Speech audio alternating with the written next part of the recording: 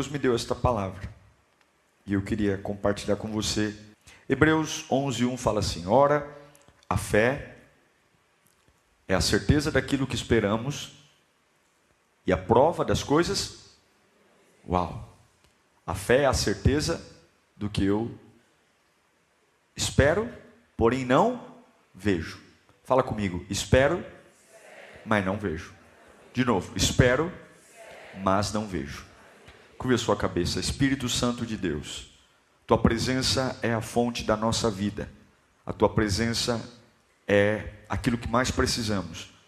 É no Senhor que encontramos abrigo. É no Senhor que encontramos provisão. É no Senhor que encontramos salvação. É a tua presença que nos abastece. É a tua presença que nos renova. Se não for a tua presença, não há razão alguma para estar em pé. Se não for a tua presença, nada e ninguém nos manterá em pé. Oh Deus, fala conosco nesse domingo de sacrifício, nesse domingo que lembramos de dor, lembramos de aflição, mas também lembramos de ressurreição, lembramos de túmulo vazio, lembramos de esperança, lembramos de uma promessa: eu voltarei. Fala conosco, Pai querido, em nome de Jesus. Tem algo em você, na sua cabeça, que quer entender tudo, ter respostas de tudo. A humanidade caminha assim. O que ela não domina, o que ela não entende, ela cava, investiga, instiga, até o dia de ter a resposta do porquê acontece o que aconteceu. Seja um falecimento, seja uma crise familiar, seja uma separação, seja um problema profissional, uma empresa que vai falir, porque nós não sabemos lidar com lacunas, vazios, hiatos. Sabe aquele pedaço da nossa vida que simplesmente caiu no nosso colo e não tem uma explicação? Você está numa linha tênue, você vem numa linha constante e de repente vem algo e você simplesmente vê um buraco na história da tua vida. É o que nós chamamos de lacunas, vazios. Não há muita explicação, não há muito porquê. E por que morreu tão cedo? Por que me desprezou? Por que fui mandado embora mesmo sendo um bom profissional? É quando na lógica da vida eu não merecia passar por isso. Tem tanta gente pior do que eu. Tem tanta gente que não vale nada, fuma, cheira, bebe, trai. Eu estou na igreja, estou na casa de Deus. Por que ele aparentemente tem uma vida maravilhosa? E eu, que sirvo a Deus a vida inteira, vejo perdas, sofrimentos. E o pior, orei, e parece que Deus não age. Parece que Deus está indiferente à minha dor. Quantas perguntas, quantos porquês, simplesmente não tem resposta nenhuma. E Deus não faz a mínima questão de me explicar.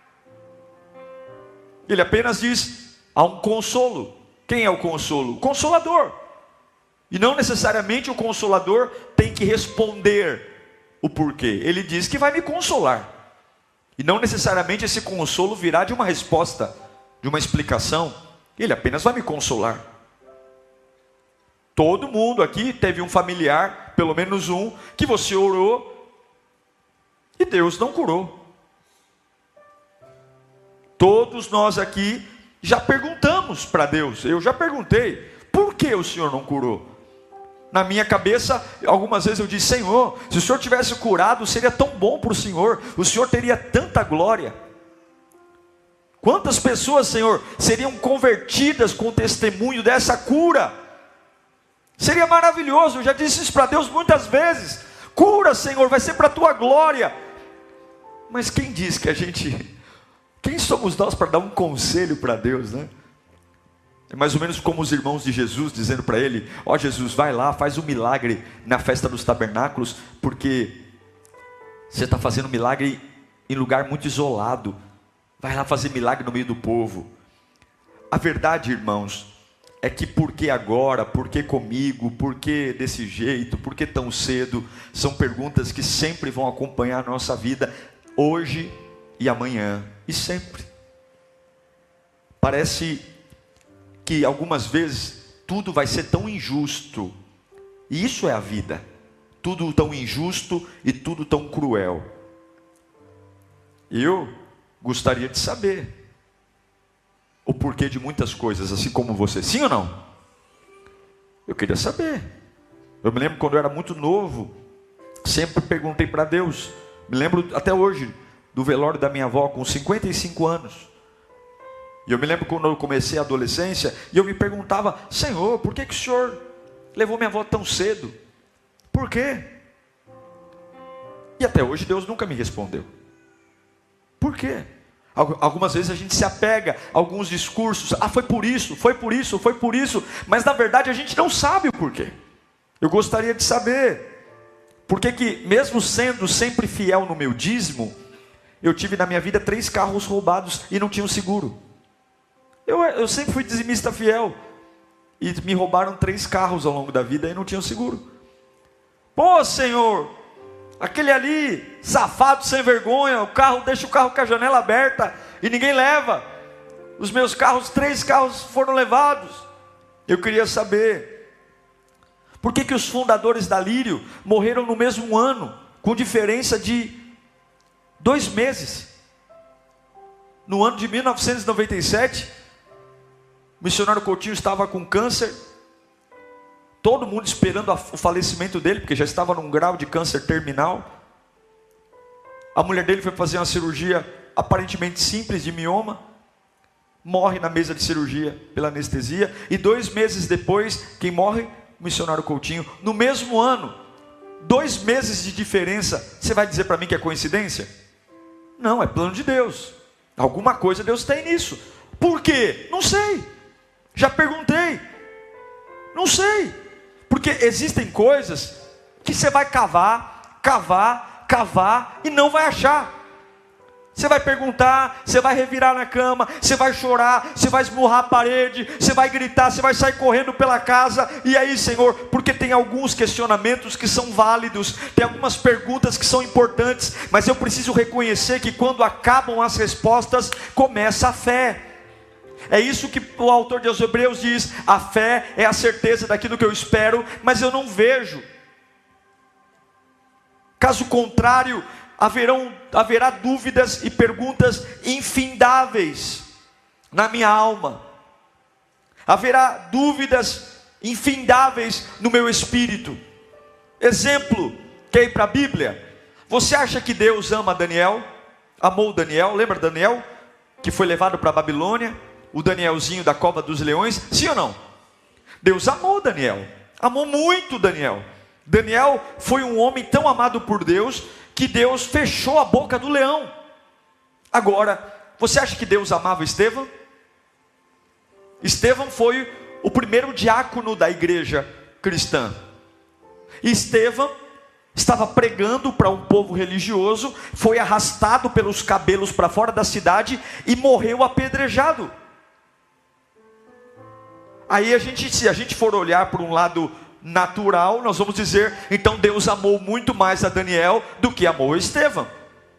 Mas quando Estevão morre, a Bíblia diz que o Senhor, pela única vez na Bíblia, se levanta do trono para recebê-lo na glória. É mais ou menos o que Gideão fala em Juízes capítulo 6, versículo 13.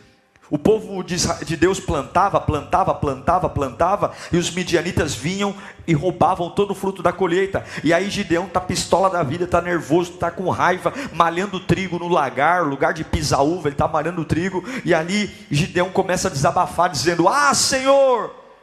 Respondeu Gideão: se o Senhor está conosco, por que sobreveio tudo isso? Ele está fazendo uma pergunta: por quê? Onde estão todas as suas maravilhas que os nossos pais nos contam? Quando dizem: não foi o Senhor que nos tirou do Egito? mas agora o Senhor nos abandonou e nos entregou nas mãos dos midianitas. Sabe o que é mais lindo? Gideão está dizendo: por que, Senhor? Por que nós somos roubados? Por que os midianitas saqueiam a nossa colheita? Por que o Senhor nos abandonou? Cadê as maravilhas? Não falam que o Senhor cura, não falam que o Senhor liberta. Cadê a libertação? Cadê a cura? Cadê a porta de emprego? E sabe o que é o mais legal? Deus não responde Gideão. Deus apenas diz: eu sou contigo, homem valente. Deus não respondeu nenhuma pergunta dele. Então a gente volta ao ponto essencial. Eu me movo por respostas ou me movo por propósitos? Eu preciso entender cada pedágio da minha vida. Por que Deus livra Sadraque, Mesaque e Abednego da fornalha de fogo, e não livra o primo de Jesus, filho de Isabel, João Batista, das mãos de Herodes? A cabeça de João Batista foi parar numa bandeja. Por quê? Me pergunte, por quê, pastor? Pergunte para mim, 1, 2, 3. Eu não sei. Eu não sei. Ele poderia ter livrado João Batista das mãos de Herodes, mas ele não livrou. Mas tem um diálogo que eu acho lindo em Atos capítulo 1, versículo 6. Olha, leia comigo. Então os que estavam reunidos lhe perguntaram: Senhor, é neste tempo que vai restaurar o reino de Israel? Senhor, é agora que o Senhor vai fazer o que a gente espera? E ele lhe respondeu, leia comigo 1 no 3, 1, 2, 3. Não compete a vocês saber os tempos ou as datas que o Pai estabeleceu pela sua própria. Fala para o seu irmão: não é problema seu. O que Deus faz não é problema seu. É difícil, não é? Jesus, quando é que tudo vai ser revelado? Quando é que o Senhor vai voltar? Quando é que o trono vai ser estabelecido? Não vos interessa, não vos compete saber o que o Pai determinou por sua própria autoridade. Então eu estou dizendo para você que Deus decidiu livrar Daniel da cova dos leões, e Deus decidiu não livrar Estevão das pedras. Deus decidiu, porque por sua autoridade e sabedoria, não livrar Sadraque, Mesaque e Abednego livrá-los da fornalha de fogo, e não livrar João Batista da bandeja. Essa resposta aparentemente é desagradável, mas ao mesmo tempo é excelente. Não vos compete saber. Não é problema seu. Não é para você lidar com isso. Não é para você gastar tempo com isso. O Pai definiu. E você só ama o Pai quando o Pai faz o que você quer. E você só deseja o Pai quando o Pai entrega o que você deseja. Não vos compete saber. Não vos compete. E aí você pode olhar para cada área da sua vida que há um ponto, uma aresta, uma interrogação, alguma coisa que você fala: pastor, isso dói. E eu não estou dizendo que não doa, porque infelizmente, o que a serpente disse para Adão e Eva? Se você comer desse fruto, você será como Deus. O que o pecado colocou em nós? O desejo de governar, o desejo de decidir, o desejo de ter autoridade. É por isso que a gente quer ter tanto controle. Nunca antes do pecado éramos para ter controle. Era para desfrutar do Éden e depender 100% de Deus. Mas o pecado colocou em nós o gostinho da decisão, o livre-arbítrio. Eu escolho, eu decido. Mas Deus não vai se render aos nossos caprichos. Deus não vai se render às nossas agonias. Há uma outra resposta maravilhosa. Tem um homem que está agoniado. Deus coloca na mão dele um trabalho maior do que ele. Ele tem medo, ele tem limitações físicas, o desafio é gigantesco. E Deus diz assim: vá e faça. Você conhece, estou falando de Moisés. Ele tem 80 anos, ele é gago. E agora ele está fazendo uma pergunta para Deus. Ele quer garantias de que tudo vai dar certo. Porque Deus falou para ele voltar para o Egito, lugar onde ele viveu 40 anos, e falar com o faraó. Não é mais o mesmo faraó que o criou, mas o Egito tem memória. Moisés tem problema na língua. Alguns dizem que é fanhoso, outros dizem que era gago, enfim, mas para um diplomata, o mínimo que um diplomata tem que ter é saber falar, é falar direito. E Deus o manda ir para um desafio. E a primeira coisa que Moisés pergunta é: me explique, me diga algo poderoso para eu dizer para Faraó quem me enviou. Me fala aí uma frase de efeito, me mostra aí um poder gigantesco. Coloca em Êxodo 3,13. E Moisés perguntou: quando eu chegar diante dos israelitas e lhes disser, o Deus dos seus seus antepassados me enviou a vocês, e eles me perguntarem qual é o nome dele, o que lhes direi? O que Moisés está querendo? Senhor, me dá uma resposta. Eu estou no meio de um desafio que o Senhor me colocou. Me dá um nome seu aí, e quando eu pronunciar esse nome, Faraó vai cair de joelhos. E que esse nome seja uma explicação, e que esse nome seja algo que vai trazer, vai elucidar o ambiente. E Deus disse: eu sou o que eu sou. O que isso responde? Nada. É isso que você vai dizer aos israelitas: eu sou o que eu sou. Você não vai colocar adjetivo em mim, você não vai mandar em mim. Eu serei tudo o que você precisa no tempo que você está vivendo. E eu não vou te dar explicação, eu não vou te dar cartilha, eu não vou te provar nada. Você vai lá e vai dizer que o eu sou te enviou. Eu estou fechando a sua dúvida com uma resposta. Qual a resposta? Você não precisa saber o próximo passo, você só precisa dar o próximo passo. Vai lá e faz o que eu estou mandando, não me pergunte. Vai lá, e é tempo de nós nos levantarmos, porque tem coisas que você está parando a sua vida, você está travando a sua família, você está travando o seu crescimento profissional, e você vai suar a camisa, você vai tomar remédio, você vai investigar, você vai revirar, você vai passar horas em claro orando. Por quê? Por quê? Por quê? E Deus vai dizer: não te interessa, não vos compete saber, ou você confia em mim ou não.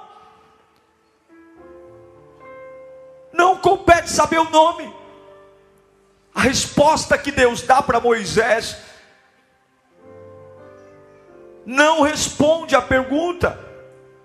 Eu sou o que sou. Porque nós sabemos que respostas concluem processos. Você entrega a prova quando coloca a resposta em todas as perguntas. E quando nós temos muita pressa para ter respostas, é porque nós queremos concluir as coisas, mas você não sabe o que Deus vai fazer na sua vida. E se você tiver a resposta que você quer, talvez você vai encerrar uma história que ainda não encerrou. Talvez existem capítulos à frente que lá depois você vai entender. Então, em nome do Senhor Jesus Cristo, eu não sei para que eu estou pregando aqui, mas que essa mensagem seja um abraço na sua alma, que essa mensagem seja o Espírito Santo ao pé do seu ouvido, para cada porquê que Deus não disse. A voz de Deus para você hoje é: não vos compete saber, não vos compete saber. Volta a adorar, volta a clamar, volta a sorrir, volta a confiar em mim. Mas pastor, você não é Deus, você não é Senhor, você não é dono da vida, você não é dono da morte, Ele é o dono de todas as coisas. É hora de colocar o carro na avenida e voltar a servir a Deus com paixão, porque o Pai que não te dá a resposta também é o Pai que te ama, também é o Pai que tem um plano para você, também é o Pai que nunca perdeu, nunca empatou, nunca foi derrotado, e Ele não tem planos de mal, mas tem planos de bom para você. Ele é o Deus que te ama, que tem planos de vida. E eu quero declarar em nome de Jesus: essa resposta não veio, porque se ela viesse, ela concluiria a tua vida, ela concluiria o teu chamado, ela concluiria a tua família. E Deus está dizendo: ainda há muito que andar, e é por isso que eu não te disse o porquê. quê? Vai andando, vai caminhando, porque eu vou cumprir meu plano na tua vida. Eu vou cumprir.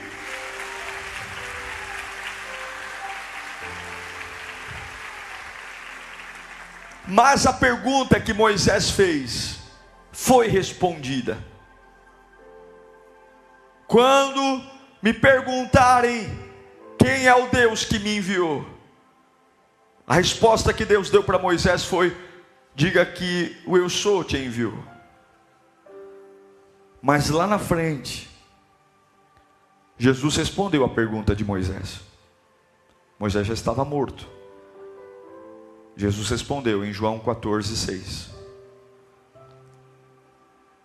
Jesus disse: eu sou o caminho, eu sou a verdade e eu sou a vida. Ninguém vem ao Pai se não for por mim.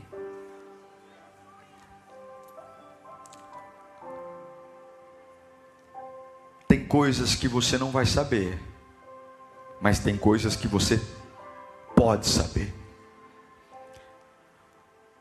Quando você cavar e não achar, quando você orar e Deus não explicar, a sua alma vai precisar de uma resposta. E Jesus está dizendo: para tudo aquilo que não lhes compete saber, tem 3 coisas que você tem que guardar na mente. A primeira delas: eu sou o caminho. Eu sou a direção. Ainda que você não tenha clareza no que está acontecendo, eu sempre te darei direção. Ainda que você não saiba o porquê o caroço apareceu, ainda que você não saiba o porquê o fulano do dia para a noite te abandonou, ainda porque você não saiba porquê que faleceu, ainda que você não saiba o porquê que parece que você é a mira de todo mundo, se você não souber o porquê de tudo isso, diga para a sua alma que caminho você sempre vai ter.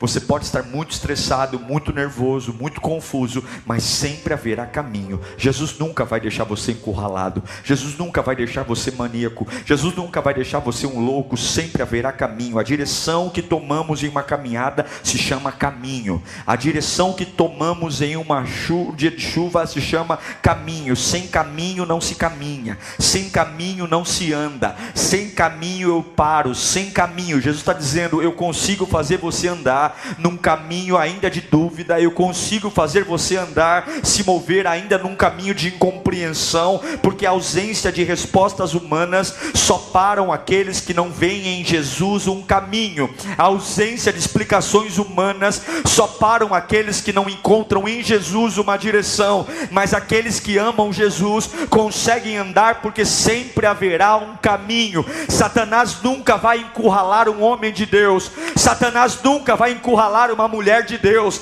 Satanás nunca vai encurralar um pai de Deus, uma mãe de Deus, um empresário de Deus, porque Jesus é o caminho. E você não anda no céu, você anda no caminho. Eu preciso de um caminho para andar, e é por isso que alguns pararam aqui. É por isso que alguns estão esperando o consolo vir, e Deus está dizendo: não vos compete saber. Não é porque eu não te amo, filho, mas eu sei que tem assuntos que são para adultos. Tem assuntos que se não se discute na presença dos filhos.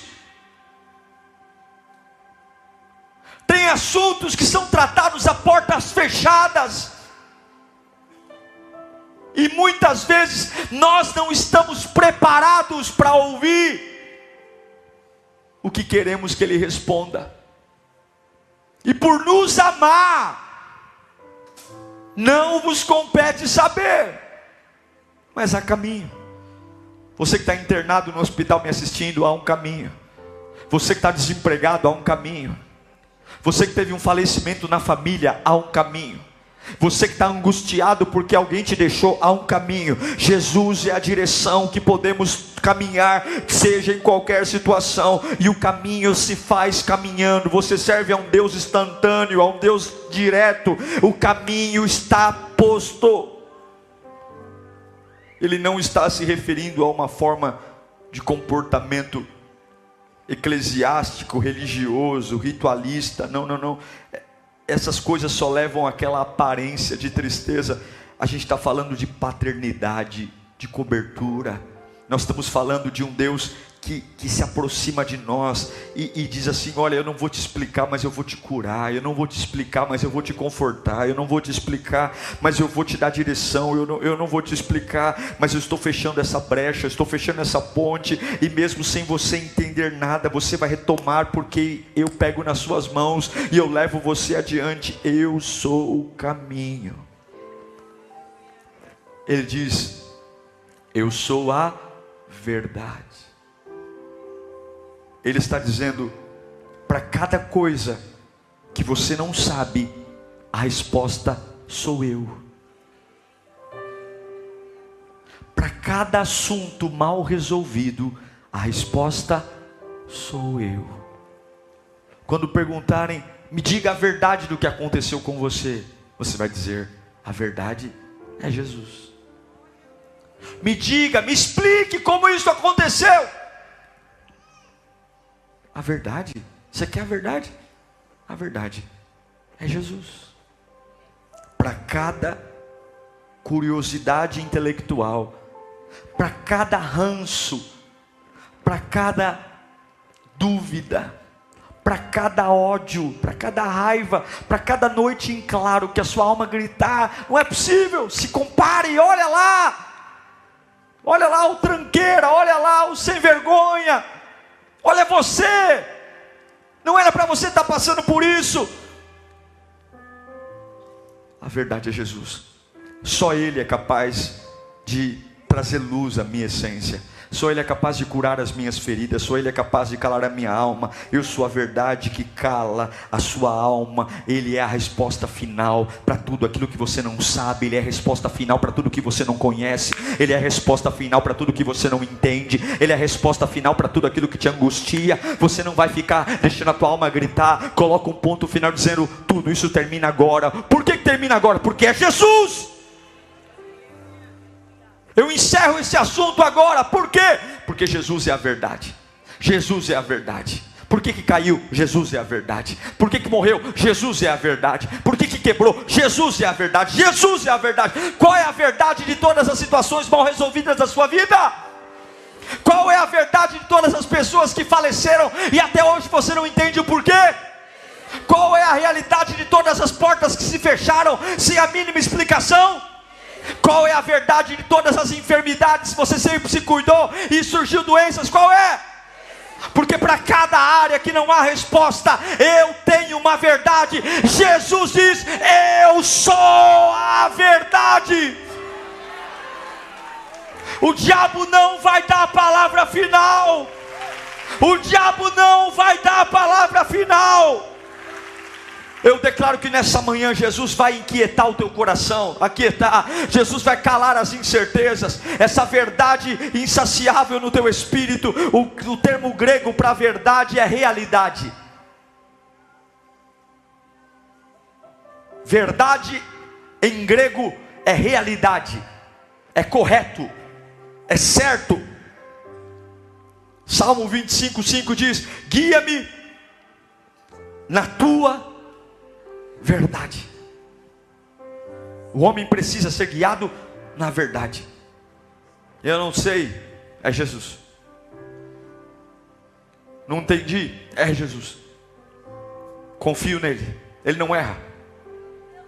Salmo 51:6 diz: eis, sei que desejas a verdade no íntimo, e no coração me ensinas. Deus quer colocar verdade aqui dentro, no íntimo, para cada crise, para cada transtorno, para cada incoerência, para cada depressão, para cada ansiedade. Ele é a verdade. Salmo 91:4 diz: ele o cobrirá com suas penas, e sob as suas asas você encontrará refúgio. A fidelidade dele será o seu escudo e protetor. Fidelidade, verdade, proteção. Não vou enlouquecer, não vou tomar remédio. Por quê? Porque não tem buraco na minha vida. Para todos os buracos hoje eu preencho com o nome de Jesus. Para todas as lacunas eu coloco Jesus nela. Não tem capítulo que não haja resposta. Não tem episódio da minha vida que seja nebuloso. Não tem cortina de fumaça. Para cada coisa que eu não entendo, eu grito na minha alma hoje: a verdade é Jesus. Provérbios 12:17, Salomão diz: ele é a testemunha fiel dá testemunho honesto, mas a testemunha falsa conta mentiras. O que ele está dizendo? Ele é o Deus da justiça. A testemunha fiel fala a verdade. Ele não está mentindo para você. Então voltamos ao ponto inicial. Para cada coisa que eu não sei, para cada coisa que não me compete saber, eu tenho um caminho, eu tenho uma verdade. Mas ele não disse só que é o caminho e a verdade, ele disse também que é a vida.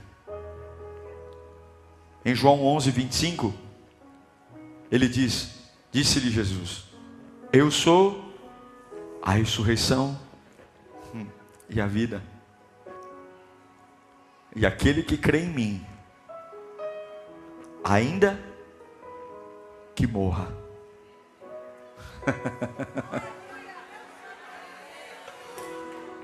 ainda que morra, ainda que morra, ainda que morra,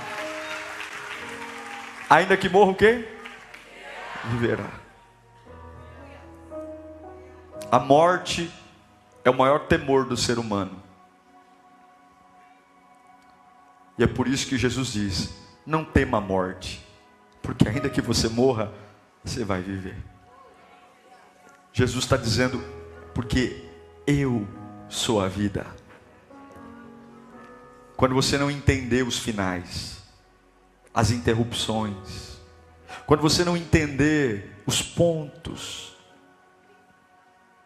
quando você não entender por que você orou, e Deus disse não, mas entenda que sempre termina na vida e não na morte. Se você tem temores hoje, medos, sabe? Pastor, eu tenho medo de morrer. Pastor, eu tenho medo de algum familiar morrer. Eu tenho medo de perder. Eu tenho medo de falir. Eu tenho medo de ficar sozinho. Eu tenho medo. Todos esses medos estão conjecturados pela morte, pela destruição. Mas Jesus é a segurança eterna. Jesus é a vida eterna. Se você está hoje destruído pela ausência de respostas, se você hoje está destruído porque as explicações têm arrebentado você, Jesus envia essa palavra como uma bomba ao teu interior. Para cada dúvida vai implodir uma verdade hoje. Levanta as duas mãos, diga assim comigo: para cada dúvida da minha alma, que exploda 3 verdades. Quando eu não souber o que fazer, há um caminho para eu caminhar, há uma verdade para eu acreditar, e há uma vida para eu esperar. Diga: caminho para caminhar, verdade para acreditar e vida para esperar. Bem alto: caminho para caminhar, verdade para acreditar e vida para esperar. Que todo vazio que está na sua alma seja repreendido agora em nome de Jesus. Que todo luto que está no seu coração caia por terra agora em nome de Jesus. Eu tenho um caminho. Hoje eu vou voltar a andar. Hoje eu vou voltar a caminhar. Amanhã, segunda-feira, eu abro o baú e volto a retomar a minha vida. Eu tenho um caminho. Eu tenho um caminho. Eu tenho verdade. Eu não vou enlouquecer. A depressão não vai me destruir. Não vai. Eu tenho uma verdade. Eu tenho uma verdade. Eu posso olhar para o espelho e dizer: Jesus, Jesus é a verdade. Mamãe, para de chorar, porque Jesus é a verdade. Ei, família, família, para com esse luto. É Jesus que fez o que fez. Para, eu tenho uma verdade, eu tenho uma vida, mas acabou. Que tragédia, como que é tragédia? Se Ele é a vida, não termina na sepultura, não termina no hospital, não termina na crise, não termina na cadeia, termina em Cristo. Ele é o caminho, Ele é a verdade, Ele é a vida. Hebreus 3:17, Abacuque 3:17. Meu irmão, eu quero profetizar isso na sua vida. Abacuque 3:17 diz: ainda que a figueira não floresça e nem haja fruto da vide, ainda que fale o produto da oliveira e os campos não produzam mantimento, ainda que o rebanho seja exterminado da malhada e nos currais não haja gado, todavia eu me alegrarei no Senhor e exultarei o Deus da minha salvação. Ainda que haja desgraça, ainda que haja perseguição, ainda que haja falecimentos, ainda que haja perda financeira, ainda que me abandonem, ainda que riam da minha fé, ainda que zombem do meu Deus, ainda que zombem do meu lado financeiro, todavia eu tenho respostas, eu tenho caminho, eu tenho verdade e eu tenho vida. Satanás está debaixo dos meus pés. Vai falando bem alto: eu tenho caminho, eu tenho verdade, eu tenho vida. Vai falando para a tua alma teimosa ouvir: eu tenho caminho, eu tenho verdade, eu tenho vida. Vai falando para a tua alma teimosa ouvir: eu tenho caminho, eu tenho verdade, eu tenho vida. Hoje é manhã de se levantar, hoje é manhã de retomar projetos, hoje é manhã de entender. Eu não vou cavar covas, eu não vou fazer perguntas, eu não vou querer saber por quê, porque ainda há um caminho para andar, ainda há uma verdade para acreditar e ainda há uma vida para viver. Xarabacoxerebefandelebekai labassurendele lebessuri xiribicantirita libixuri façarabaxe. Abre a porta, abre as janelas, sai desse quarto escuro, encerra o que Deus encerrou. Caminho, verdade e vida. Caminho, verdade e vida. Caminho, verdade e vida. Caminho, verdade e vida. Caminho, verdade e vida. Eu não sou filho de chocadeira, eu tenho um caminho, verdade e vida. Eu não temo a maldade dos homens, eu tenho caminho, verdade e vida. Eu não temo o dia mau, eu tenho caminho, verdade e vida. Eu não temo doença, porque eu tenho caminho, verdade e vida. Eu tenho caminho, verdade e vida. Um caminho para andar, uma vida para crer, e um caminho para andar, uma verdade para crer e uma vida para esperar. Feche os seus olhos. Espírito Santo, oh, Santo, Santo, Santo, Santo, não vos compete saber, eu cuido de ti. Deita e deixa eu fazer.